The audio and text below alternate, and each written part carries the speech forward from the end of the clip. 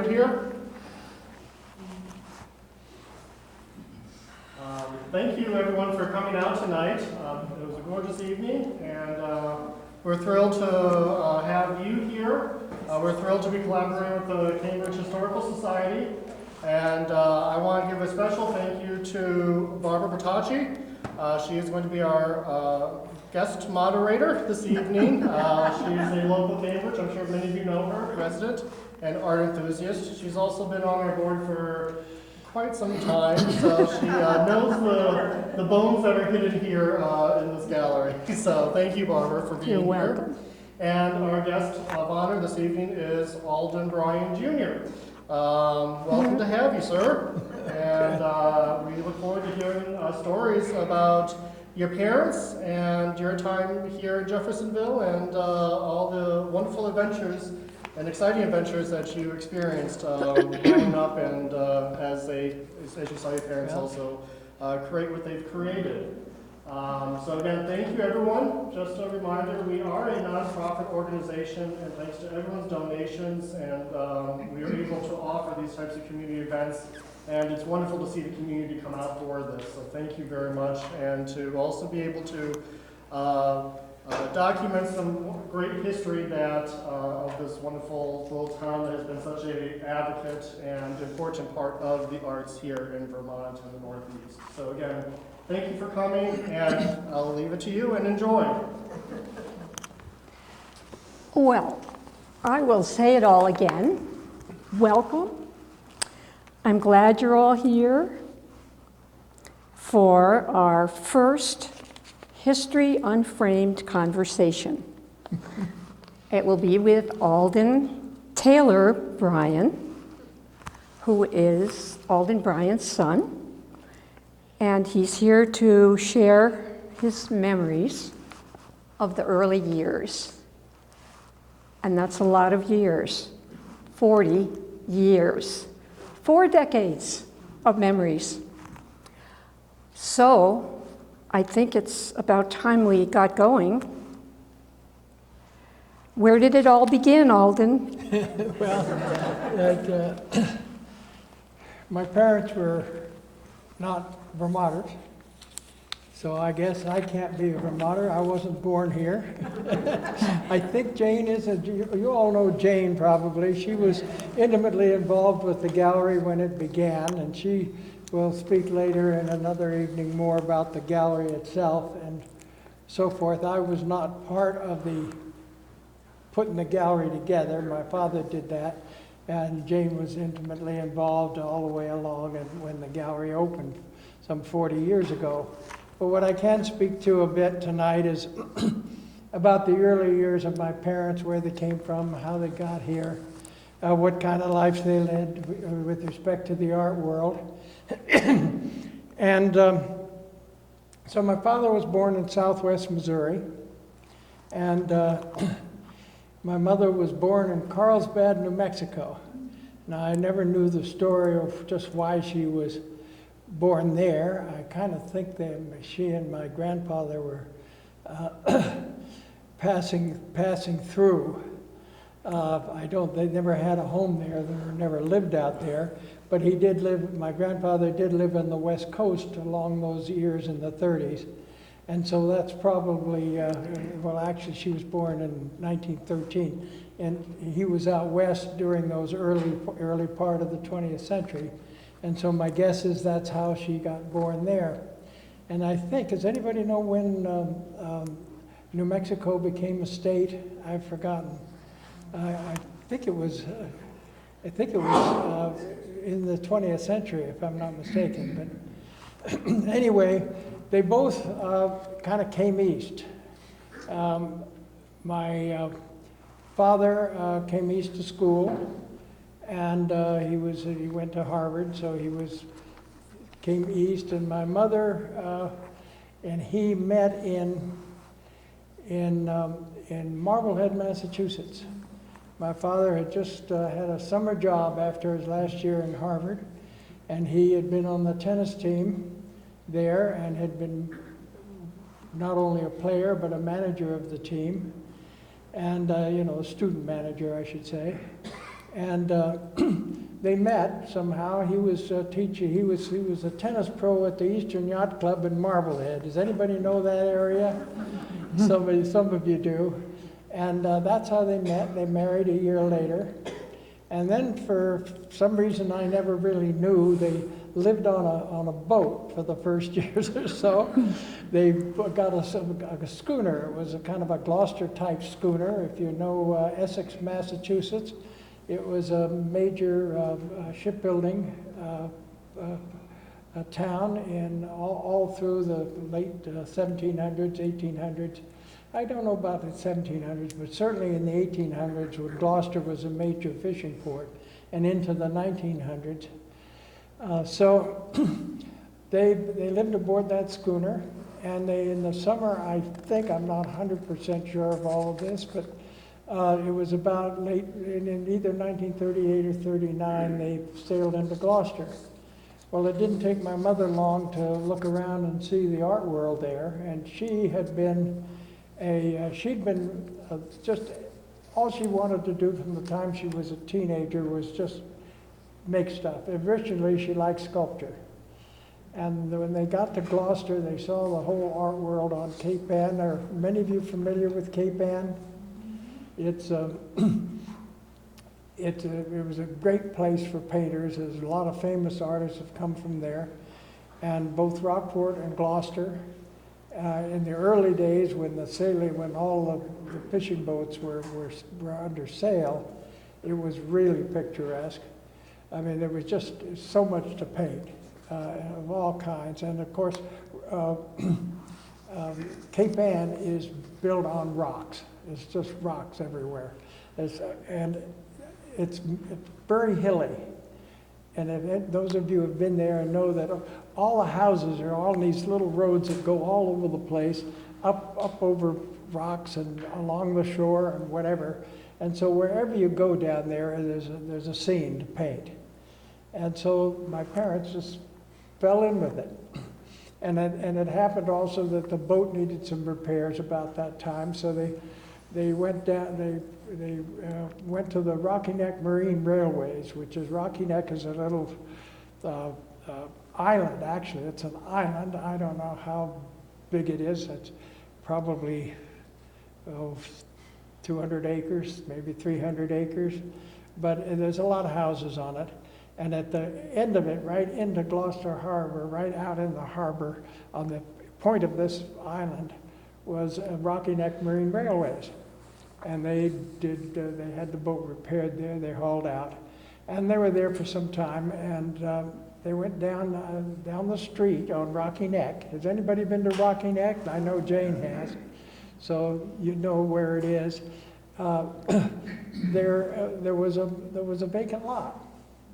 And my parents rented that lot, and it was a longer-term lease, I guess, that's what they had. And they built a cottage on it, about a two or three bedroom cottage. It was nothing more than that. It had homosote siding. Homosote was kind of popular in those days, and I don't think you can even get it now. Has anybody heard of homosote? You know what I'm talking about. And he painted it, and it held up fine. And so they lived there. Actually, that was their really first home. And the boat got sold within a year or so. And so they were in Gloucester, and they were tied in with the painters, and they both studied. My mother studied with Emile Groupie, my father with Hibbert. My father also may have taken some classes with Groupie, I'm not sure. But in any event, summertime, the late spring, early fall, and the summer in between, those are the times when the artists were active on Cape Ann. And they had galleries. It was just everywhere you went, there was some art somewhere. And but when the fall came, things closed up there. That was really a summertime colony. And so the artists either went back to where their homes were. Some of them lived there but many of them lived there on Cape Ann, but others lived elsewhere around New England. And they started to, I guess for many years, going back to the early part of the 20th century, or maybe even earlier, they had started to come to Vermont to paint, and particularly in this area. And, and there's a reason for that. From Underhill to Morrisville, the mountains are quite different than they are in other parts of the state. If you go down to the southern part of the state in Bennington County and Rutland County, the mountains kind of go along in a line. And yes, it's paintable, yes, it's lovely, but here you go almost a quarter of a mile and the landscape changes because the hills are all around behind each other and around each other. So if you go half a mile down the road, you look back, you see a whole different scene. And that attracted the artist because it's a fairly short distance, there's just all kinds of different scenes. And the second reason, and I think this is more important than a lot of people tend to think, the Smuggler's Notch Inn was here. And when you go out to paint, in those days when you went out to paint, you were out in the country, and there weren't an awful lot of inns around, and certainly not many around here. But the Smuggler's Notch Inn was large, and it accommodated a bunch of people, and probably as important as the size of it was inexpensive. And artists in those days, it's always been hard to make a living as an artist if you were a full-time artist. And a lot of them came up here, Herbert Groupie, Charles Curtis Allen, many others came up. And they came up in the fall, particularly in the fall, but not right in the early October when the foliage was at its peak. They would come more when the sticks began to show. The artists kind of like that. When you get on toward the end of the color season. And so they stayed at the Smuggler's Notch Inn, and I don't know what you charged, but I bet you for $10 you could get a room at night in those days, and maybe even another $3 probably dinner, and breakfast was probably included, and I imagine for $1 or $2 you could get a box lunch of some sort and take with you if you're going out on the landscape. But I remember my first memories were actually of those early days in the very late part of the 1930s. My parents came up with the other artists, and they stayed. And they bought a farm up behind Jeffersonville here, up on the hill. And but it was in rough shape, and they took about, a better part of a year to renovate it. And while they were renovating it, we lived down here on the corner of, what's the street over here? You come in, the first street on your left, what's that called? Maple Street? Maple Street, yeah, that's right. And there's where the insurance company is there, and the real estate they had there.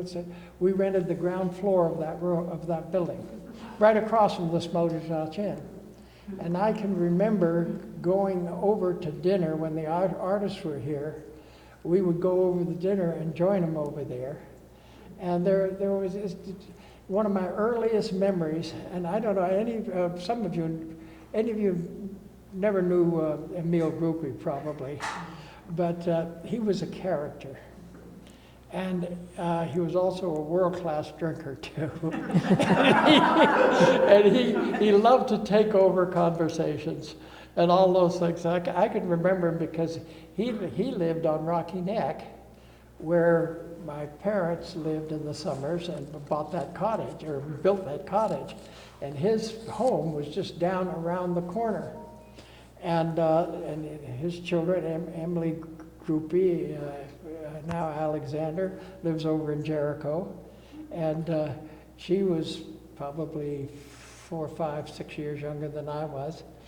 At least. She had an older brother too, who was a couple of years younger, so she's probably at least 5 or 6 years. No, I don't know whether she's in her 80s, probably close to in her 80s now.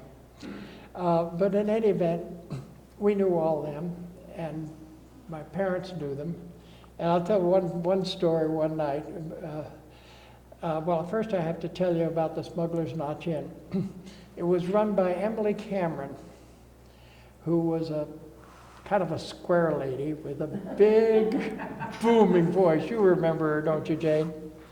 Just barely. Just barely, yes. Well, she had a booming voice, and she ran that place with an iron fist. And she welcomed the artists because she knew where a buck was, and they needed a buck because it was not on the road to a lot of places in those days. We're talking the late 30s now, and she had a husband who was a little mouse of a fellow, and he never said a word. And I'm sure he never did a thing in his life that he wasn't told to do. But I can remember both of them, but I was only a few years old. But one of my earliest memories here was one night we were over for dinner, and the artist had been out painting. And they came in, and there was a room on the east end, or maybe a couple of rooms, but they were all sitting around, and they put their artwork along the wall, just on the floor, and they were talking about it. And that's a common thing for the artist to do, but Emil Goopy got going. And I can remember him standing there and talking, and he was just talking and talking and talking. Everybody else was silent. And finally, Emily came in, and she said, announced the dinner was served. And Emil kept right on talking. And finally, she said, Emil, get in here. That was what she called him. Her name was Emil, but she called him Emil, which would be a Vermont. And I can remember the stern look on her face and her kind of shaking her. Of course, everybody got up and did as they were told. But I don't know why I remember that, because it had to have been before the war, and I was born in 1937, so I couldn't have been, and we moved into the house in the summer of 1941 before the war. So it had to have been, and then we moved up there, so we wouldn't have been across the street. So it had to have been somewhere in that early time, and one of the earliest memories of my life. But my parents stayed. They eventually, the war came along, and that changed everything. And my father had already started getting into farming and had a dairy. And so they're painting. They stayed here, they painted here. Both my mother and father were active painters, and they met with the artists when they would come up in the fall. Also in the winter, some would come from time to time, and in the spring when the snow would start to melt and the things that changed. The rivers began to show, and you could get some good scenes that way. And so that's the war years, where my father was heavily involved in the farming, and also mostly in the winters, not so much in the summers, was heavily involved in painting. So a lot of his early artwork was Vermont scenes, and my mother's as well. And the house was a good-sized house, so they had a studio on the east end of it that they shared. A room that had some, my father put in a dormer up there that's constant. If you're on the south side, the sun goes around and they get shadows from all over the place, and the light isn't consistent. But a good studio usually has north light, or at least northeastern light, and the light stays pretty much the same all day long. And so they lived there. They once in a while went to Gloucester. They still had the cottage. But mostly during the war they were up here, and farming operations were in full swing. My father had a herd of cows. He built over the barn after he got the house done. And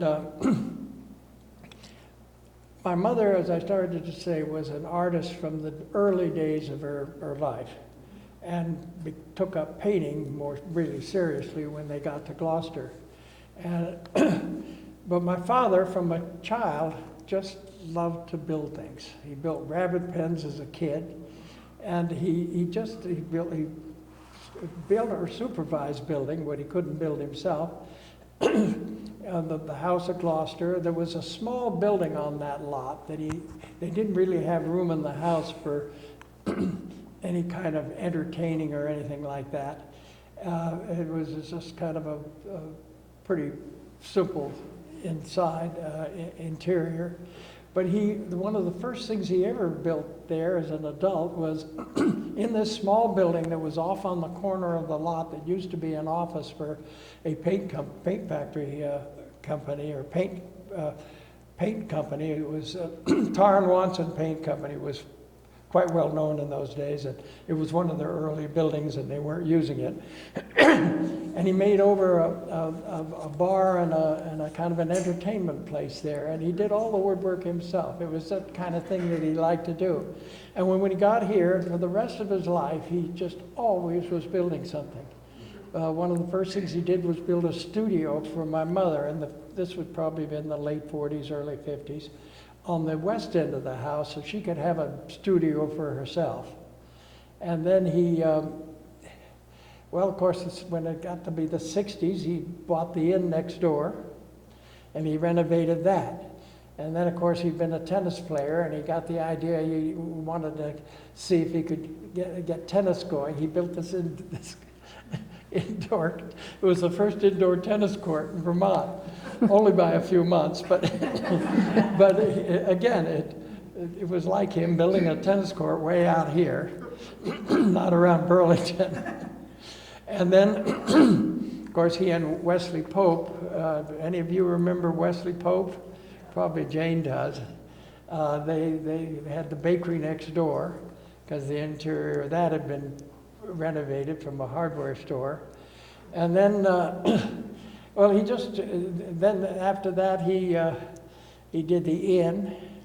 Of course, in Gloucester, he got involved with some other construction. I won't go into that. But anyway, eventually, it got into the 80s, and he built this gallery.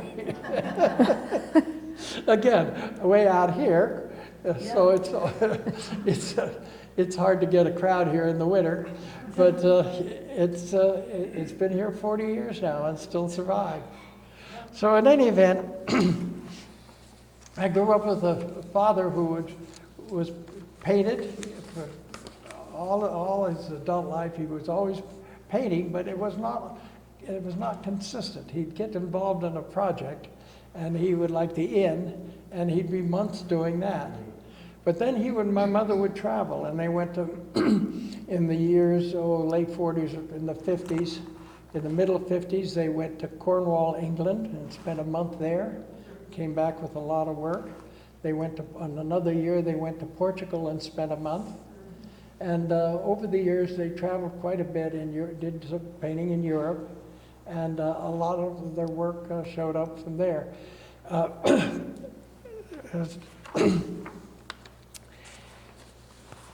So I've covered pretty much the 40s. When you get to the 50s, that was where their work really matured.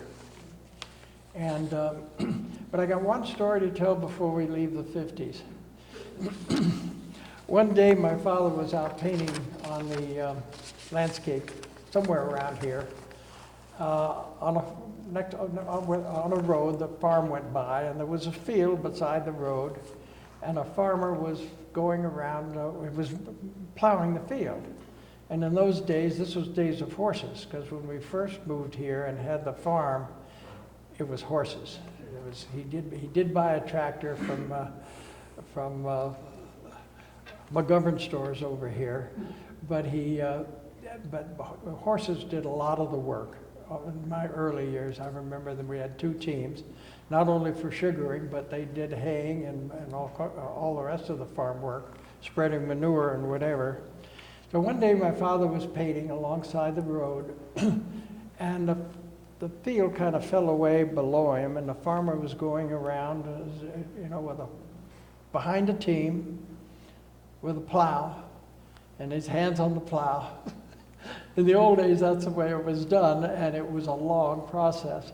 And he was going round and round and round, and my father painted, and after a couple of hours, the farmer was getting a little closer to where my father was, and it was getting toward noon, or at least later in the morning, and it was time to give the horses a break, so the farmer stopped and came up to where my father was and peered at the painting. And he looked at it, and he shook his head. He said, I wouldn't have the patience for that. And then he went back around. Those were early days. Any event, when they got to the 50s, my father's work matured, and so does my mother's. They had been painting a good while now, and they were taking on more difficult projects. And I've got 4 paintings up here. This one here is of Quebec City, and that's the Chateau Frontenac that you see there. And this one over here is a watercolor, and that's also of the chateau, but of a different angle.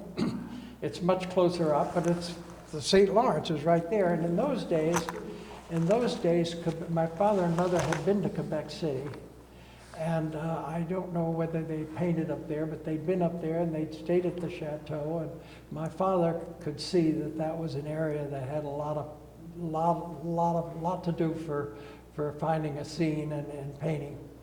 So for at least 2 years, and maybe 3, in the spring, when the river would just about be breaking up, he would go up there, and he went alone, and he went up there, he stayed in someplace. I don't think it was a chateau, but he stayed in a lodging of some sort, and he just painted for a week or a week and a half. And and he came back with some of, I think, his best work. And this one here is the chateau. You see up on the, I'll get up here.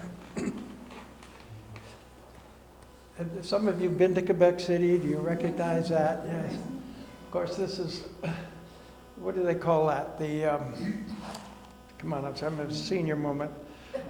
The what? Out here, and this is the St. Lawrence.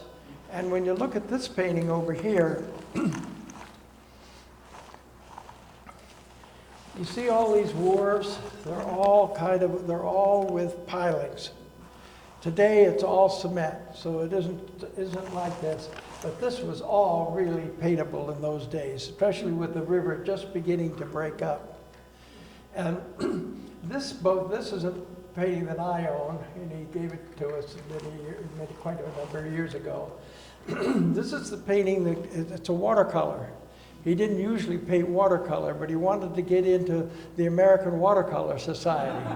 And my mother, I think, was already a member by that time. So he had there's a larger painting of this, and from that painting he painted this one. And I kind of like this one. Of the two, I like this one better. It's really pretty powerful, especially if you get away from it. And this is further away across the river. This, I think, is a customs house, if I'm not mistaken. I think he told me that. And this one here, the customs house is this building over here. So when he's looking here, he's really putting it together from out here somewhere, and I don't know how he got the scene, but he did. But artists, of course, do take liberties with their landscape and move things around to make a picture. The idea is to make a picture, not a photograph. So, but there's a story about this one back here. This picture here is called the Winooski Falls. And it's one of his early large pictures that he set out to do something for a show. Artists sometimes paint for shows as well as just to sell their paintings. And they make a more dramatic painting.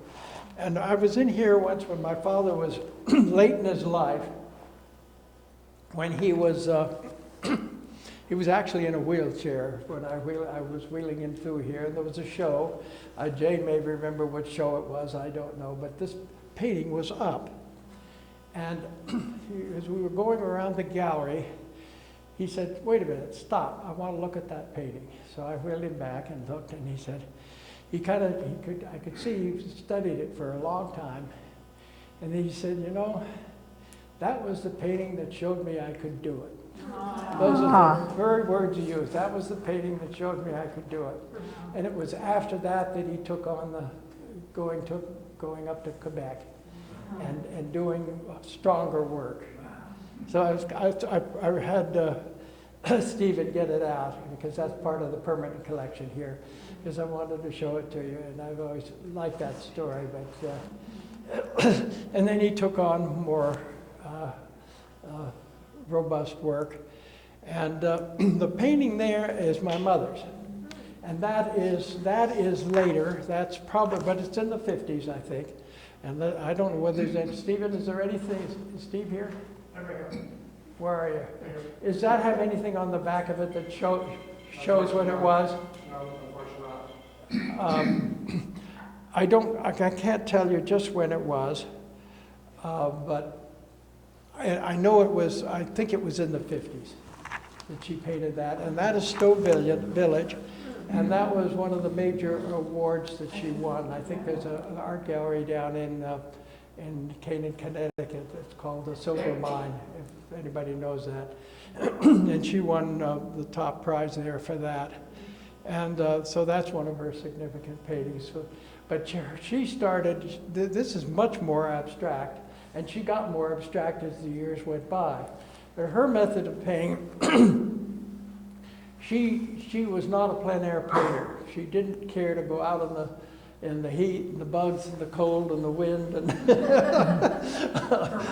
she didn't care. My father would do that, but she didn't. What she would do is in their travels, and anywhere that she happened to be, she'd have a sketchbook, and she would just make a quick sketch, and she had several of these books that she'd go back to her studio, and then from on it was her imagination. So she kind of, you could see that, you could see Stowe in that village scene, but it's all her imagination from looking there, where the church is there, and so that's quite a painting, and that's her mature years. And they both painted, we both traveled and painted. In the early 70s, my mother became ill. She began to have small strokes, I guess. The doctors there was only one doctor that figured it out, and that was kind of late. But she just had balance issues, and she stopped painting. She took up spinning, she got a spinning wheel and spun wool. But by that time, they didn't live in Gloucester anymore, but shortly after the war, they bought the property across the street, which was a big, long building that was right on the water, and it was perfect for an art gallery. So after the war, when we began going to Gloucester in the summers and spending the summers down there, they were very active in the art world. My mother had a kind of a small school where people would come, and she'd take them out on the landscape and teach watercolor, show them how to, a small school. She never made much of it, but she did that for a few summers, and they showed their work in the gallery. And my father particularly was active in the other associations, particularly the North Shore Arts Association. He helped hang shows, and back here there's a picture of him giving a demonstration, a black and white picture. And so they showed their work there. They were very active in the art community there. And that lasted up through the 60s, and early 70s. My mother became ill and didn't really paint anymore, and she eventually we had live-in help, and my father could do what he usually did, was get involved in building something or doing something, but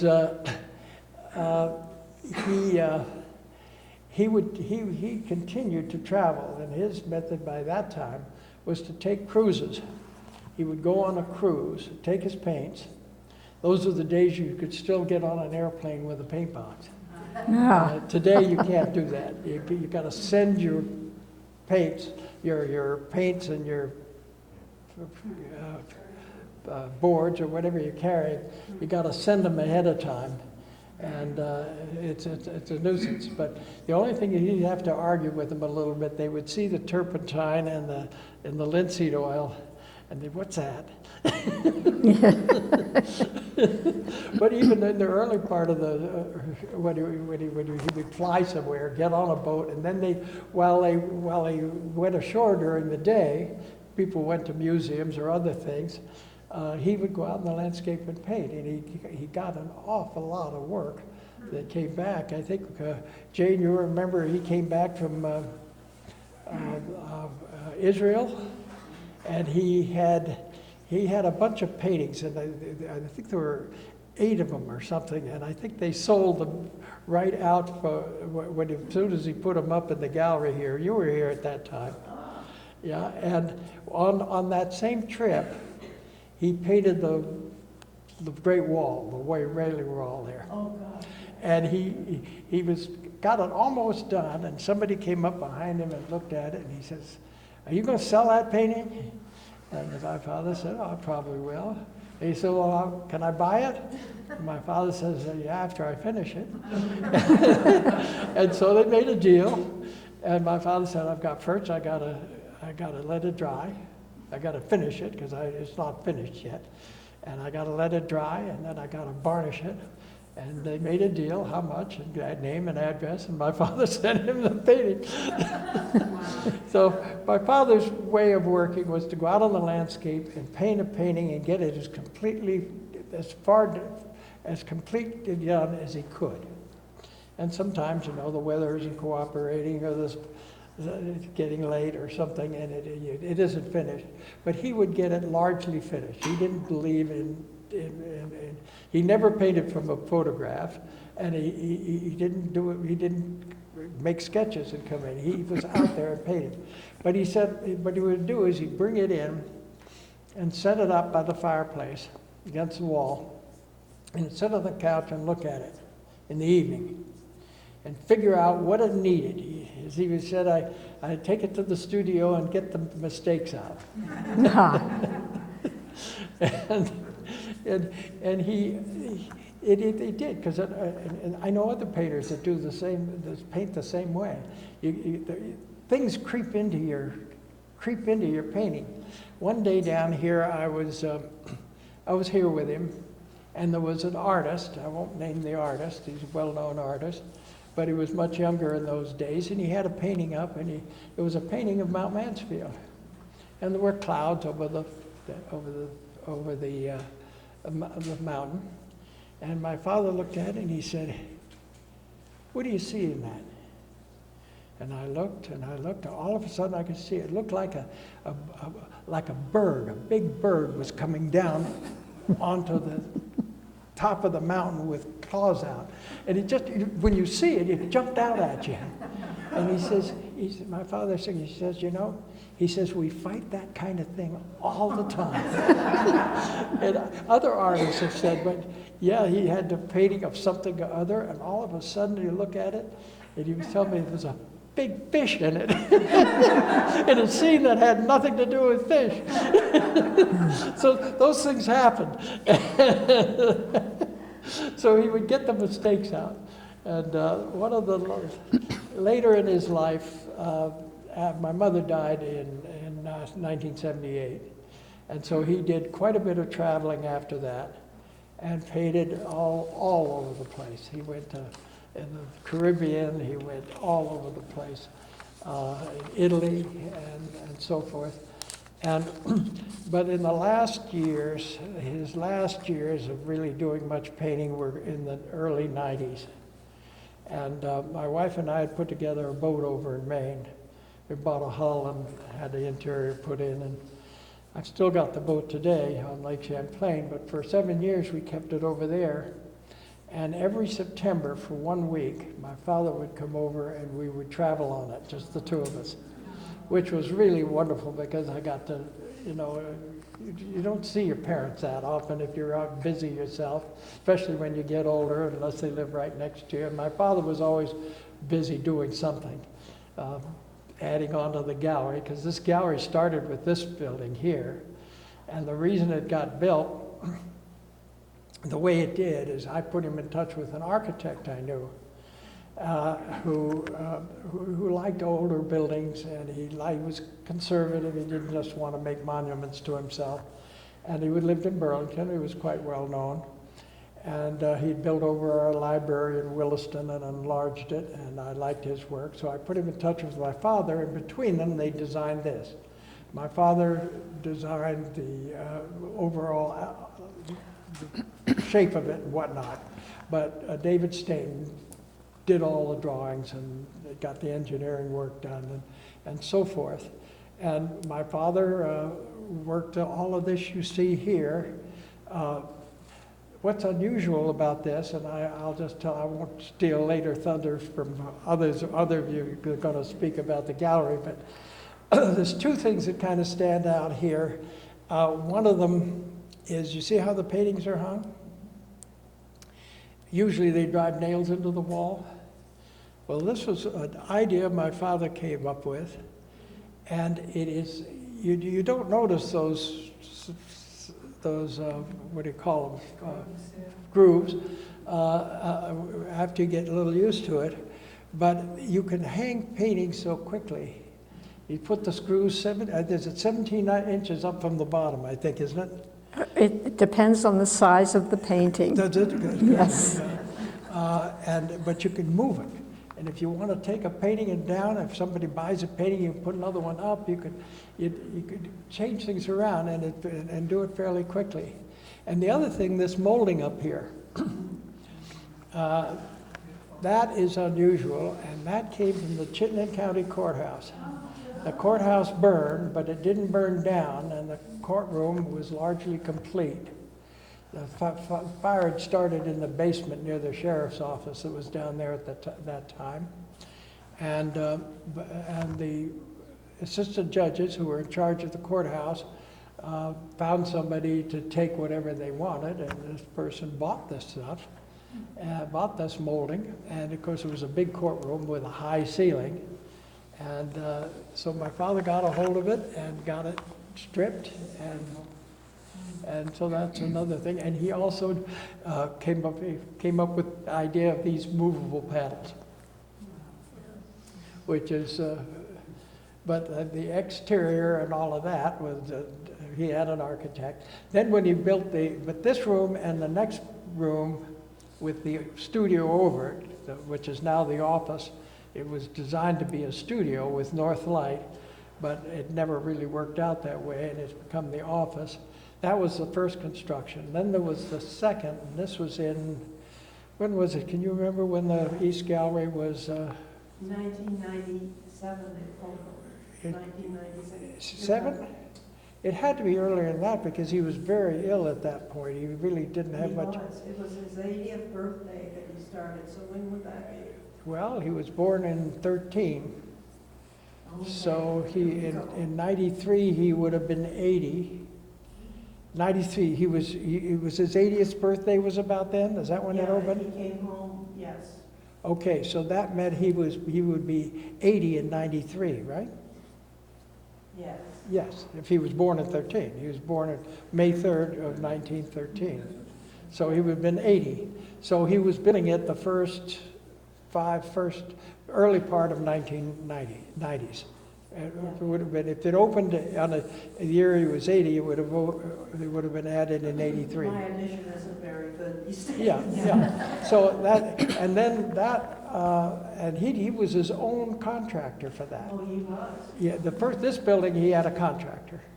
He always used to had a saying. He said, you go to a contractor, you go and get him to give you how long it's going to take and what the price is going to be. And then you do one of two things. You either double the cost and half again the price, or the other way around. because he'd done a lot, you know, he'd done the inn, he'd done some construction down. He was owner of a building that was at least, he ran on shares with a woman who had a restaurant down in Gloucester. So he did that building over. He was always doing something. My mother used to say that he couldn't get through a year without either building something or planning to build something. In any event, the last thing he did was add on they figured they needed some more room for painting storage. And so he added on the, down at the end here, 2 rooms and it's climate controlled and so forth. So when was that, Jane, do you remember? I've got it written down somewhere. It was probably about 95. Yeah. A couple of years after the East Gallery was built, because by 96, his last time with me on the boat over in Maine for a week in September was 95. I know that he just started thinking about another building when he went west for a trip to the southwest. Yeah, but that was the last thing he built here, was that the storage wall. And by that time he had, and then he came down with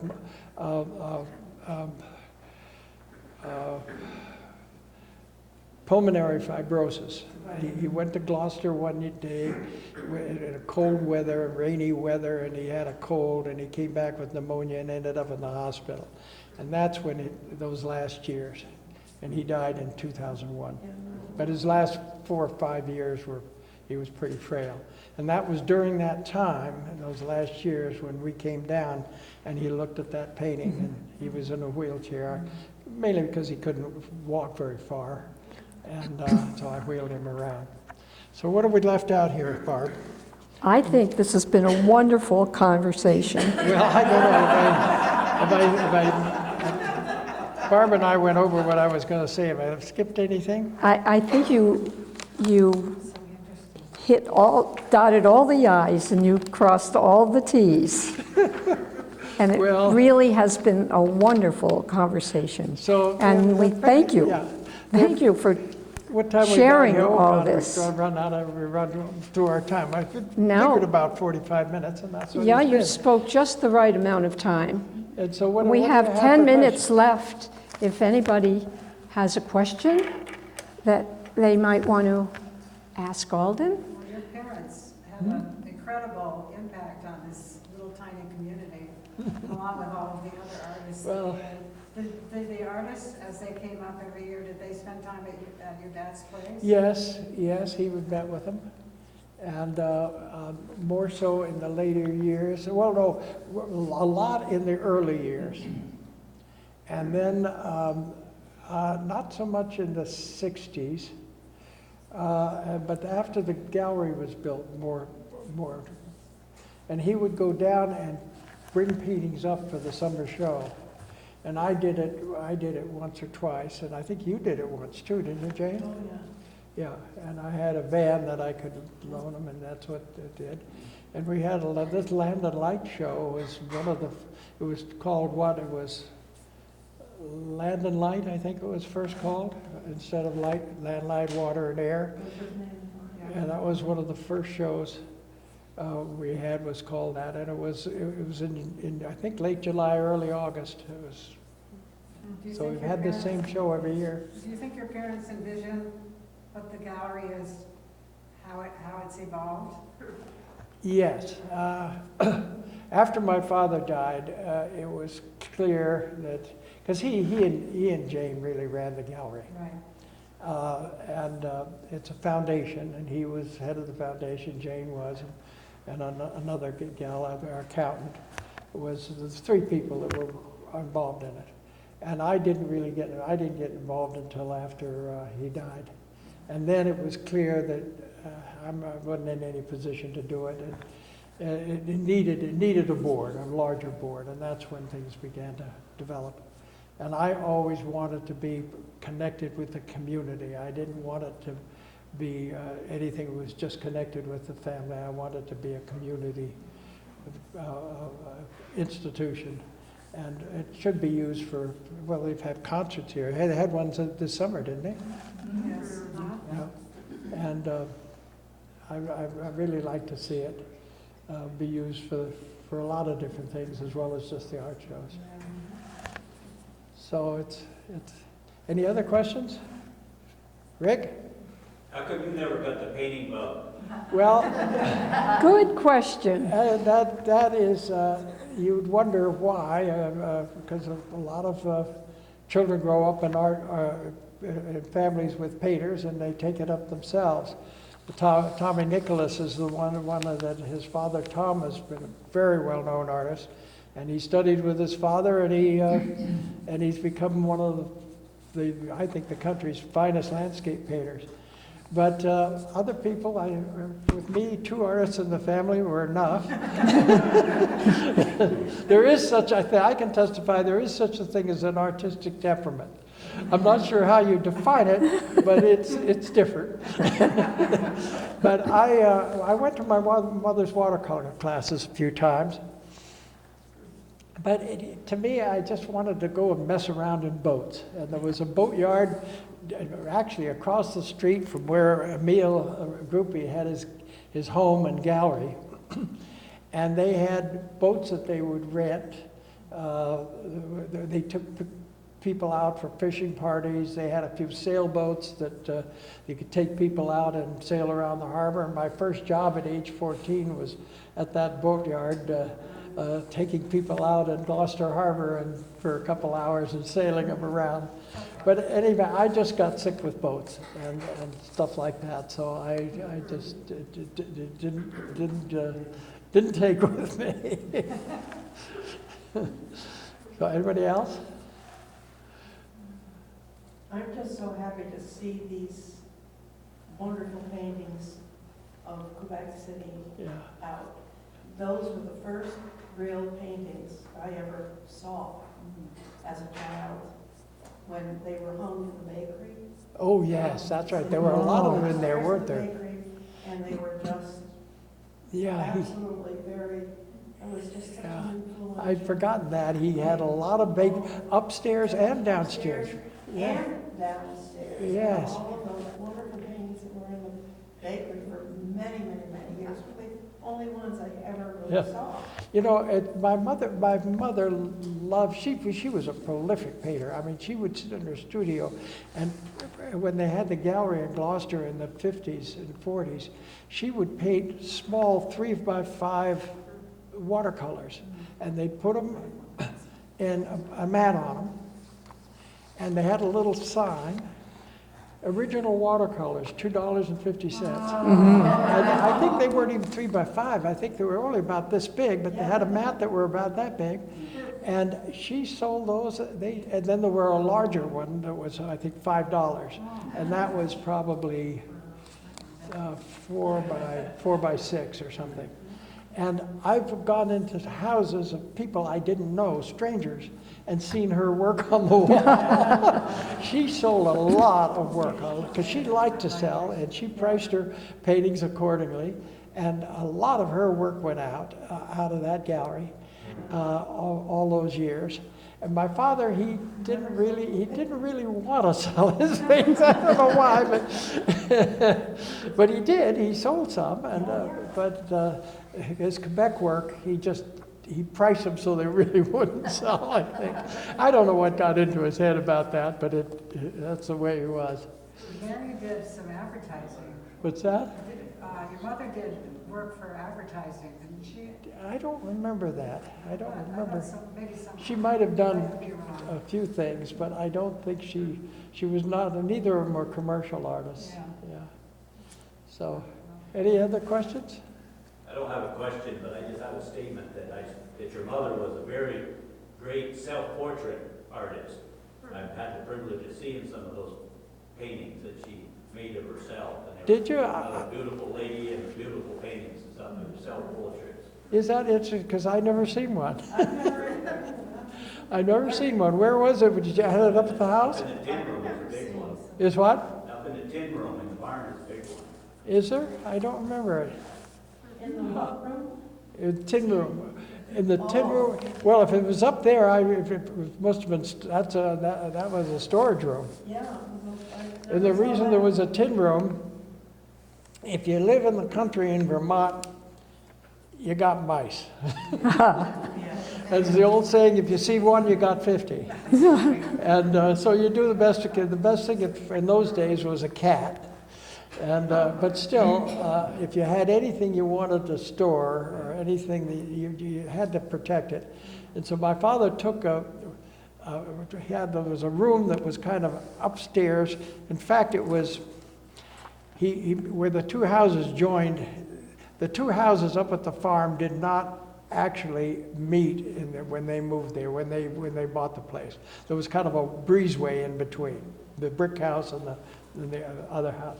So he had a connection, but that connection was always a problem, and with the little roof there and the snow and all of that. So he built it up higher so that he could get from took out a window. It was in my bedroom, and looked out on this, looked out on the roof of the other house, of the brick house. Well, he put the roof up higher, and that made a little room to walk through. And then, of course, it went down to the eaves. And he said, this would make a nice mouse room, a mouse-protected room. So it was called the tin room, because he lined it with, with tin, so the mice couldn't get in. So is that what you're talking about, the tin room up there? Well, there's that one, and there's a tin room in the barn, too, that has a lot of stuff. Oh, yeah, there's one in the barn that's protected as well. So anything else? If not, we'll call it a day. Thank you all for coming. Thank you, Alden.